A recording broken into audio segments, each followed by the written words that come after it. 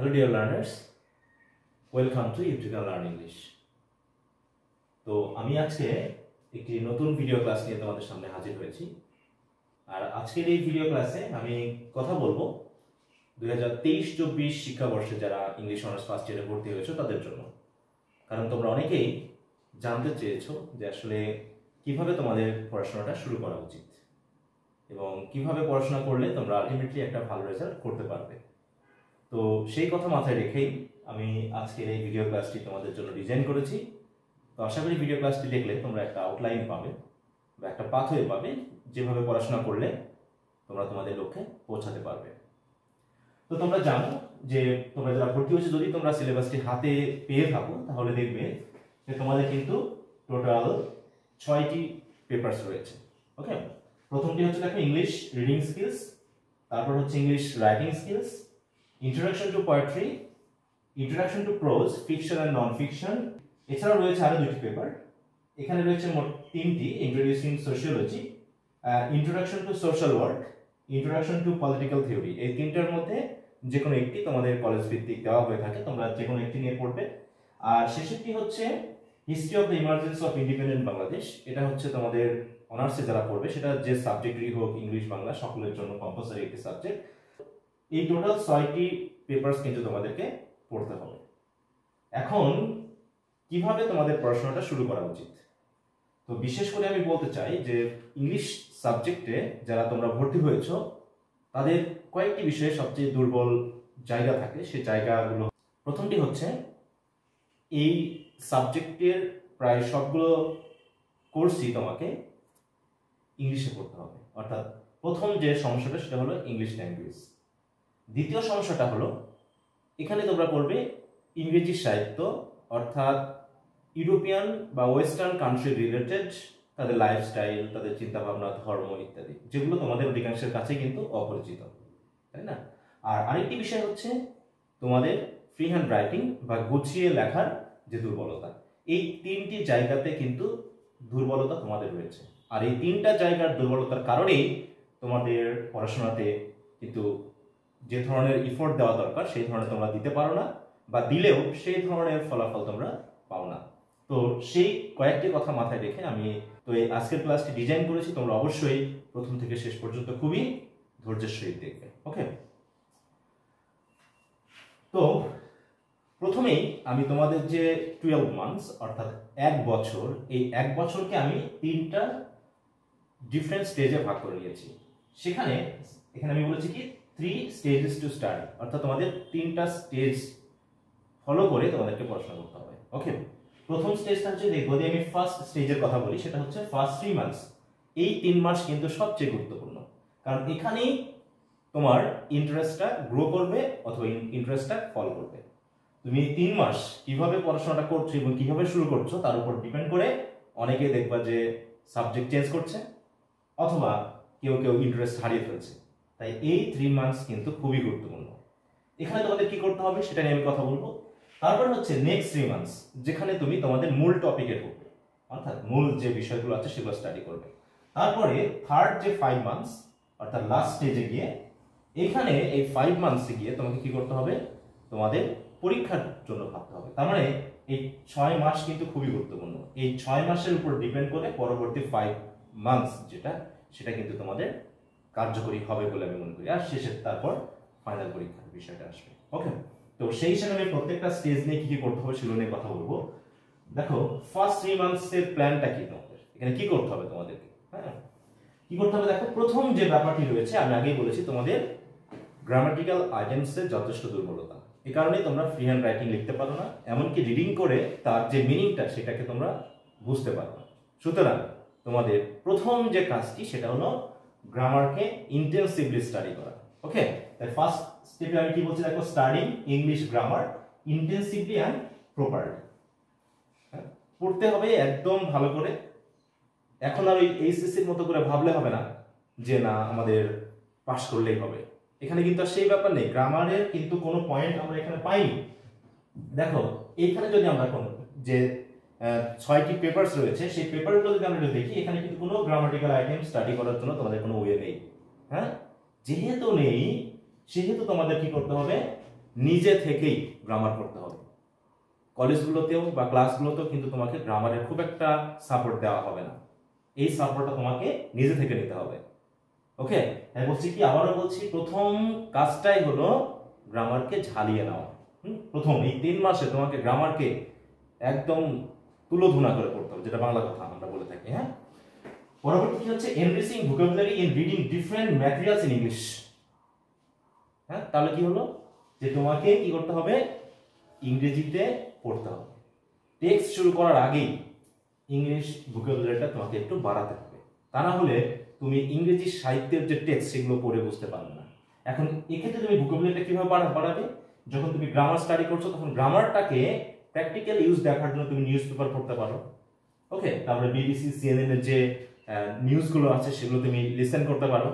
এছাড়াও যে কোনো শর্ট স্টোরি যেগুলো তোমার কাছে ইজি মনে হবে, কারণ এখন ইন্টারনেটের যুগে ইসপের গল্পগুলো আছে, এছাড়াও বিভিন্ন ধরনের স্টোরি আছে যেগুলো তুমি ইন্টারনেটের হেল্প নিয়ে কিন্তু পড়তে পারো। আর এখন ডিকশনারি, অনলাইন ডিকশনারি তো খুব ইজি হয়ে গেছে, ওয়ার্ডের উপর প্রেস করলেই তুমি কিন্তু পেয়ে যাচ্ছ। আর এক্ষেত্রে অবশ্যই ভোকাবুলারি ডেভেলপ করার সময় শুধু বাংলা মিনিং জানলে হবে না, you have to know the meaning in English. তাহলে একটা ওয়ার্ড যখন শিখবে তখন সেই ওয়ার্ডটার মিনিংটা কিন্তু তোমাকে ইংরেজিতেও জানতে হবে। ঠিক আছে, এরপর আসি understanding literary terms or figures of speech for better understanding in English literature. English literature বোঝার জন্য কিছু লিটারেরি টার্মস রয়েছে, যে টার্মগুলোর সাথে তোমাদের এই সময়ের মধ্যেই পরিচিত হতে হবে। তোমাদের সিলেবাস ভিত্তিক কিন্তু টার্মগুলো দেওয়া থাকবে, বিশেষ করে ইন্ট্রোডাকশন টু পোয়েট্রিতে, সেখানে গেলেই পেয়ে যাবে কি কি টার্ম তোমাদের স্টাডি করা দরকার। তো এগুলো তোমরা ইন্টারনেট থেকে হোক, ইউটিউব থেকে হোক, বা তোমাদের যে বই থাকবে সেই বই থেকে হোক, তোমাকে হেল্প নিতে হবে এবং লিটারেরি টার্মসগুলোর সাথে পরিচিত হতে হবে। তারপরে হচ্ছে কি, ডেভেলপিং ফ্রি হ্যান্ড রাইটিং, সবচেয়ে গুরুত্বপূর্ণ আইটেম। গ্রামার এবং ফ্রি হ্যান্ড রাইটিং, এই দুটাতেই আমাদের সবচেয়ে বড় দুর্বলতা। তোমাদের সবচেয়ে বড় যে সমস্যাটা সবাই ফিল করে থাকো সেটা হচ্ছে, স্যার আমি ফ্রি হ্যান্ড লিখতে পারি না। কারণ এই ইংলিশ লিটারেচার স্টাডি করতে গিয়ে কখনোই মুখস্থ করে পার পাওয়া সম্ভব নয়। হ্যাঁ, মেমোরাইজেশনটা দরকার আছে, বিশেষ করে কোটেশন দেওয়ার সময় কিছু সুন্দর রাইটিং এর জন্য মেমোরাইজেশনের প্রয়োজন আছে, কিন্তু মেমোরাইজেশন তোমাকে 100% হেল্প করতে পারবে না। সেক্ষেত্রে তোমার ফ্রি হ্যান্ড রাইটিং দরকার। আর ফ্রি হ্যান্ড রাইটিং এর জন্য অটোমেটিক তোমার ইংলিশ গ্রামার শিখতে হবে, এর থেকে কোনো উপায় নেই। তাহলে এই হচ্ছে আমাদের ফার্স্ট 3 মান্থসের প্ল্যান, অর্থাৎ গ্রামার শিখতে হবে, ভোকাবুলারি ডেভেলপ করতে হবে, লিটারেরি টার্মসগুলো ডেভেলপ করতে হবে, এবং প্রতিনিয়ত লেখার মাধ্যমে ফ্রি হ্যান্ড রাইটিং ডেভেলপ করতে হবে। এই 3 মাসে এই কার্যক্রমগুলো যদি তুমি ঠিকমতো করতে পারো, তাহলেই তোমার ইংরেজি সাহিত্য পড়ার যে আগ্রহ সেটা আরো বেশি বাড়বে, তুমি এনজয় করতে পারবে এবং কোনো কিছু তুমি নিজে পড়ে বুঝতে পারবে। ওকে, তারপরে হচ্ছে নেক্সট 3 মান্থসে আমরা কি করব, আমরা আমাদের লিটারেচারে প্রবেশ করব, মানে আমাদের সিলেবাস ভিত্তিক যে সকল টেক্সট রয়েছে, টপিকস রয়েছে, সেগুলো আমরা পড়া শুরু করব। ওকে, তো প্রথমে কি হচ্ছে, reading the text of the points. এখানে একটা বড় সমস্যা হচ্ছে কি, অধিকাংশই তোমরা টেক্সট পড়তে চাও না, জাস্ট সামারি পড়ে থাকো, যেগুলো হচ্ছে ইজি ইংলিশে দেওয়া থাকে। তোমার টার্গেট তো হচ্ছে ইংলিশ স্টাডি করা, এবং শুধুমাত্র ইংরেজি স্টাডি করে পাস পেলেই কিন্তু কাজ হবে না, তোমাকে করতে হবে কি, লাইফে কাজে লাগাতে হবে। অর্থাৎ ফার্স্ট ইয়ারেই তোমার মেন্টালিটি সেট আপ করতে হবে যে এই ইংলিশ যে আমি 4 বা 5 বছর ধরে পড়বো, এই ইংরেজিতে যাতে আমি এক্সপার্ট হতে পারি। Otherwise your syllabus will be fulfilled but your expertise অথবা স্কিলস উইল নট ডেভেলপ, এটা ডেভেলপ হবে না। ওকে, তাতে কি দাঁড়াবে, তোমার তোমার একটা সার্টিফিকেট থাকবে, কিন্তু সেই সার্টিফিকেট তুমি কোনো কাজে লাগাতে পারবে না। কারণ যখনই ইংরেজি স্টুডেন্ট বলা হবে যে তুমি এসেছো ইংলিশ ব্যাকগ্রাউন্ড থেকে, তখন তারা তোমার কাছ থেকে কি চাইবে বলো, বাংলায় দক্ষতা নাকি ইংলিশে দক্ষতা? অবশ্যই ইংলিশে দক্ষতা। অর্থাৎ ইংলিশে দক্ষতা না থাকলে তোমার সার্টিফিকেট তোমাকে কোনোভাবেই হেল্প করবে না। ওকে, তো সেই হিসাবে তোমাকে কি করতে হবে, টেক্সট পড়তে হবে। টেক্সট পড়ার মাধ্যমে তুমি নতুন নতুন ওয়ার্ড শিখবে, নেটিভ রাইটার্সদের যে লেখার যে ধরন সেগুলো তুমি শিখবে। ঠিক আছে, কিভাবে কবিতা লিখতে হয়, কিভাবে এসে লিখতে হয়, কিভাবে নভেল লিখতে হয়, এগুলো সম্পর্কে কিন্তু আমাদের ডেভেলপমেন্ট হবে। আর যখন ডেভেলপমেন্ট হবে তখনই তোমার যে ফোকাস পয়েন্ট বা ফোকাল পয়েন্ট বা গোল, সেটা কিন্তু তুমি অ্যাচিভ করতে পারবে। ওকে, তাই প্রথম কাজ হচ্ছে কি, নেক্সট 3 মান্থসে এসে আমার পুরো সিলেবাস ভিত্তিক যে সকল টেক্সট আছে সেগুলোকে পড়ে ফেলা। এই সময় পরীক্ষার কথা না ভাবা, এগুলো কোনো রকম কোনো চিন্তা করা যাবে না। ওকে, যে পরীক্ষা কবে কি এগুলো নিয়ে ভাবার কোনো দরকারই নেই। তোমার কাজ হচ্ছে এই 3 মাসে আমি আমার সিলেবাসের পুরো টেক্সটগুলোকে পড়ে শেষ করব। আর যখনই তুমি পড়বে তখন বাকি বিষয়গুলো কিন্তু তোমার ডেভেলপ হবে। যেমন তোমার একটা রাইটিং ডেভেলপমেন্ট আসবে, মানে তুমি যত বেশি পড়বে তত বেশি তোমার কিন্তু রিটেন অ্যাবিলিটি বাড়বে। ওকে, তাই বলছি কি দেখো, writing own summary of each text, মানে তুমি যখনই কোনো টেক্সট পড়বে, তুমি টেক্সটটা কি বুঝলা কি পড়লা সেটা তুমি এবার নিজের ভাষায় লেখো, তাতে তোমার কি হবে, ফ্রি হ্যান্ড রাইটিং যে প্র্যাকটিস সেটা কিন্তু হয়ে যাবে। থার্ড হচ্ছে কি developing critical thinking in analysing literature through the text. এখন এই যে টেক্সট তুমি পড়েছো, এই টেক্সটগুলোকে তুমি এবার আমাদের প্র্যাকটিক্যাল লাইফের সাথে মিলিয়ে অ্যানালাইজ করতে শিখো। তুমি যখনই অ্যানালাইজ করতে পারবে তখন কিন্তু তোমার ক্রিটিক্যাল থিঙ্কিংটা কিন্তু ডেভেলপ করবে। ওকে, আর ক্রিটিক্যাল থিঙ্কিং ডেভেলপ করলেই তুমি কিন্তু অটোমেটিক যে কোনো লিটারেরি টেক্সটকে অ্যানালাইজ করতে পারবে, আর এটাই তোমার কিন্তু পরীক্ষাতে যথেষ্ট হেল্প করবে, শুধু মেমোরাইজেশন করলে কিন্তু হবে না। এরপর হচ্ছে কি ওভারঅল ডেভেলপিং ভোকাবুলারি। এটাতে আমি বারবার বলছি যে ফ্রি হ্যান্ড রাইটিং এর ক্ষেত্রে সবচেয়ে বড় যে সমস্যাটা পড়বে কি গ্রামার এবং ভোকাবুলারি। হ্যাঁ, তুমি গ্রামার জানো ঠিক আছে, কিন্তু তোমার ওয়ার্ড স্টক কম, তখনও কিন্তু তুমি লিখতে পারবে না। অতএব সেই ক্ষেত্রে একটা টেক্সটের সাথে রিলেটেড যে ওয়ার্ডগুলো সেগুলো কিন্তু তুমি শিখে ফেলবে যখন তুমি টেক্সটটা পড়বে। অতএব সেই ওয়ার্ডগুলো তোমাকে পরবর্তীতে ওই কোশ্চেন আনসারটা লিখতে সাহায্য করবে। ঠিক আছে, এবং কি হচ্ছে দেখো ইমপ্রুভিং ফ্রি হ্যান্ড রাইটিং। যখন তুমি এখানে নিজস্ব সামারি লিখতেছো, যখন তুমি পড়তেছো, পড়ার পর তোমার মাথায় কি কি চিন্তা আসলো তুমি তখন এগুলো লেখার চেষ্টা করো। এভাবে লিখতে লিখতে কি হবে, তোমার ভোকাবুলারি ডেভেলপ করবে, গ্রামাটিক্যাল আইটেম ডেভেলপ করবে এবং অটোমেটিক তোমার ফ্রি হ্যান্ড রাইটিংটা বেড়ে যাবে।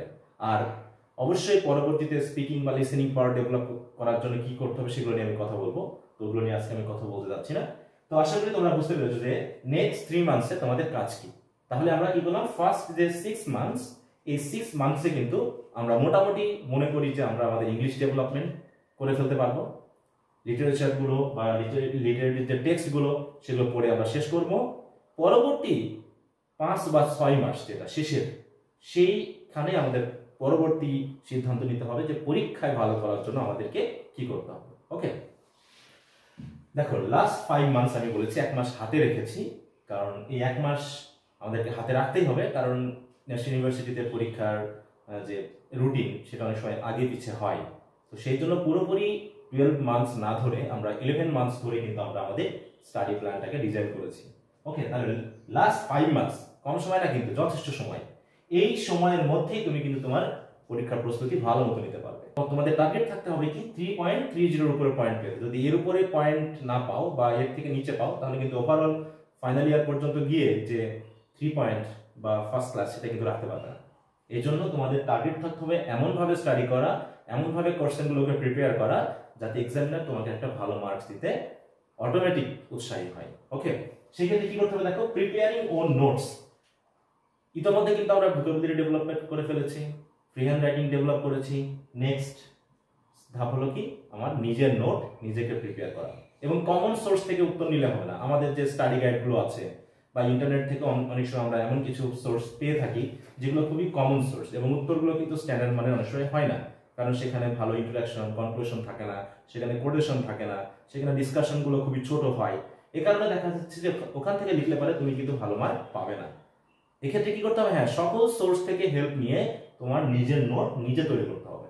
কোনগুলো নোট তৈরি করবে, যেগুলো তোমার কাছে ইম্পর্টেন্ট কোশ্চেন বলে মনে হবে, বা কলেজে টিচারেরা যেগুলো তোমাকে ইম্পর্টেন্ট কোশ্চেন হিসাবে দিবে সেইগুলো নোট তোমাকে নিজে তৈরি করতে হবে। হ্যাঁ, তাই করতে থাকো preparing own notes of important question answers of a particular topic.